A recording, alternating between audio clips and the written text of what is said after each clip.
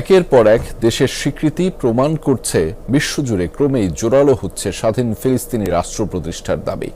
গাজায় ইসরায়েলের চলমান আগ্রাসনের মধ্যেই ফিলিস্তিনকে সার্বভৌম রাষ্ট্রের মর্যাদা দিয়েছে 10 দেশ। একই পরিকল্পনা করছে ইউরোপের পরাশক্তি ফ্রান্সও।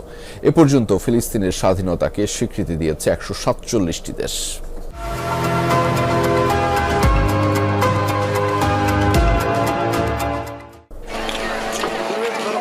1948 সালে ইসরায়েল প্রতিষ্ঠার মধ্য দিয়ে নিজ ভূখণ্ডের সার্বভৌমত্ব হারায় ফিলিস্তিনিরা। এরপর যুগের পর যুগ কেবলই অধিকার হরণ আর নিপীড়নের করুণ আখ্যান। স্বাধীনতার জন্য ফিলিস্তিনিদের লড়াইটা তখন থেকেই শুরু। যুক্তরাষ্ট্র যুক্তরাজ্যের মধ্যপ্রাচ্যে অস্থিতিশীলতা জিইয়ে রাখার চক্রান্তে ইহুদি রাষ্ট্র প্রতিষ্ঠার 4 দশক পর 1988 সালের 15 নভেম্বর ফিলিস্তিনকে স্বাধীন রাষ্ট্র হিসেবে ঘোষণা দেন প্যালেস্টাইন লিবারেশন অর্গানাইজেশন PLOর চেয়ারম্যান ইয়াসির আরাফাত। রাজধানী করা হয় পবিত্র জেরুজালেমকে।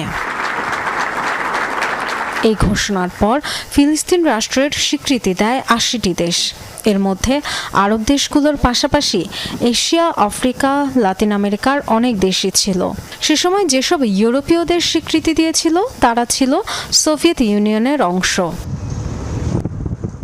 90 দশকের শুরু থেকে 2010 সালের মধ্যে ফিলিস্তিনকে স্বাধীন রাষ্ট্র ঘোষণা করে আরও 32টি দেশ। এই তালিকায় আছে চীন, রাশিয়া, তুরস্ক সহ বেশ কিছু অর্থনৈতিক পরাশক্তি। 2011 সালে ইরিত্রিয়া ও ক্যামেরুন ছাড়া নির্যাতিত দেশটির স্বাধীনতার স্বীকৃতি দেয় বাকি সব আফ্রিকার দেশ। 2012 সালে বিপুল ভোটে জাতিসংঘের পর্যবেক্ষকের মর্যাদা পায় ফিলিস্তিন। সাধারণ পরিষদে 138টি দেশ অবস্থান নেয় নিপীড়িত জাতির পক্ষে। বর্তমানে জাতিসংঘের 193 সদস্য দেশের মধ্যে 147টি ফিলিস্তিনকে সার্বভৌম রাষ্ট্রের স্বীকৃতি দিয়েছে, যা আন্তর্জাতিক সম্প্রদায়ের 75%। গাজায় চলমান ইসরায়েলি আগ্রাসনের মধ্যেই স্পেন সহ 10টি দেশ ফিলিস্তিনকে স্বাধীন বলে ঘোষণা করেছে।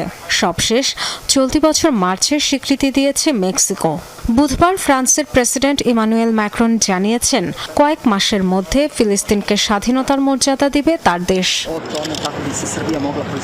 গাজায় ইসরায়েলের নির্মম আগ্রাসনের প্রতিবাদে বিশ্বজুড়ে ক্ষোভ আর একের পর এক দেশের ফিলিস্তিনকে সার্বভৌম রাষ্ট্রের ঘোষণায় অঞ্চলটিতে দ্বিরাষ্ট্রভিত্তিক সমাধানের দাবি জোরালো হচ্ছে আরও।